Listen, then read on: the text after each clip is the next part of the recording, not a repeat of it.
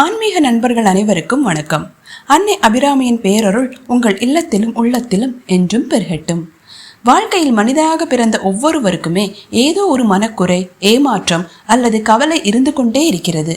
நமக்கு ஏன் இந்த நிலைமை, நம் குறைகளை தீர்க்க யாரும் இல்லையே என்று நினைத்து மனதிற்குள்ளேயே அழுது கொண்டிருப்பவர்கள் துதிக்க வேண்டிய பதிகம் இது. அபிராமி பட்டர் அருளிய அபிராமி அந்தாதியின் இந்த 71வது பாடல் நம் மனதில் இருக்கும் அத்தனை பாரங்களையும் கவலைகளையும் நீக்கி பேரமைதியை தரக்கூடிய மிக உன்னதமான துதியாகும்.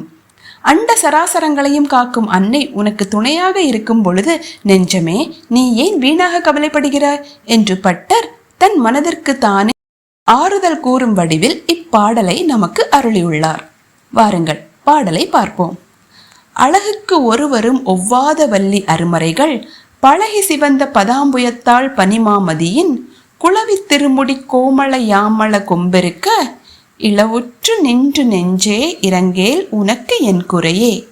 அதாவது, அழகுக்கு ஒருவரும் ஒவ்வாத வள்ளி அருமறைகள், பேரழகிற்கு உலகத்தில் வேறு எவருமே ஒப்பிட முடியாத பேரழகு வாய்ந்த கற்பக கொடி போன்றவளும் அரிய வேதங்கள் யாவும் என் நேரமும் ஓதி துதிப்பதால் பழகி சிவந்த பதாம்புயத்தாள் பனி மாமதியின், அந்த வேதங்களின் தலைமுடிப்பட்டு மேலும் சிவந்து போன தாமரை போன்ற திருவடிகளை உடையவளும் குளிர்ந்த சந்திரனுடைய குளவி திருமுடி கோமள யாமள கொம்பெருக்க இளம்பிரையை தன் அழகிய கூந்தலில் சூடியவளும் மென்மையான யாமள தேவியும் கொம்பை போன்ற கொடி போன்றவளுமான என் அன்னை நமக்கு துணையாக இருக்கும் பொழுது இளவுற்று நின்று நெஞ்சே இறங்கேல் உனக்கு என் குறையே.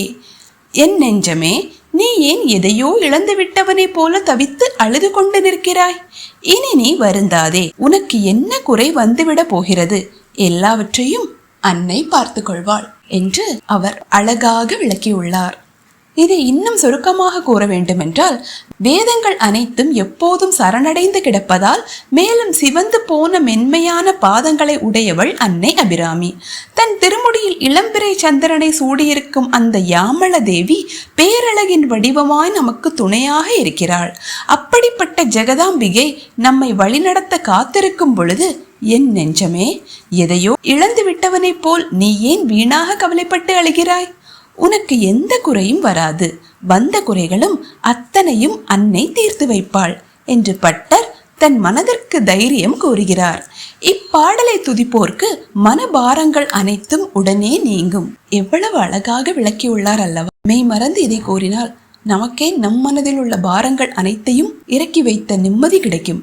பாராயணம் செய்யும் முறை: திங்கட்கிழமை, அதாவது மனதிற்கு அதிபதியான சந்திரனின் நாள் என்பதால் மனக்குறை தீர விசேஷம். அல்லது வெள்ளிக்கிழமை அல்லது பௌர்ணமி தினங்களில் பாராயணம் செய்ய தொடங்கலாம்.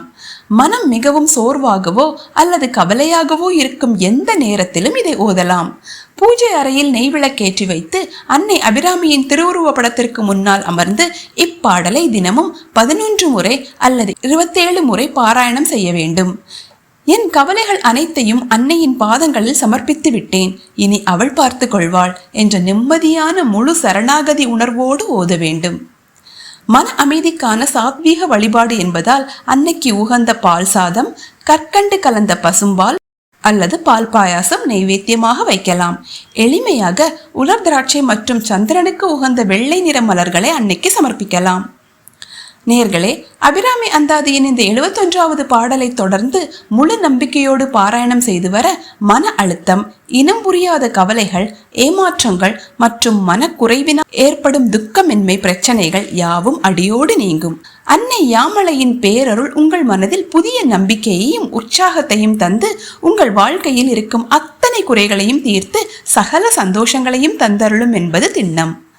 மறக்காமல் சேனலை சப்ஸ்கிரைப் செய்யுங்கள். நாளை 72வது பாடலோடு உங்களை சந்திக்கிறேன். நன்றி, வணக்கம். ஓம் அபிராமி சமேத அமிர்தகடேஸ்வராய நமக.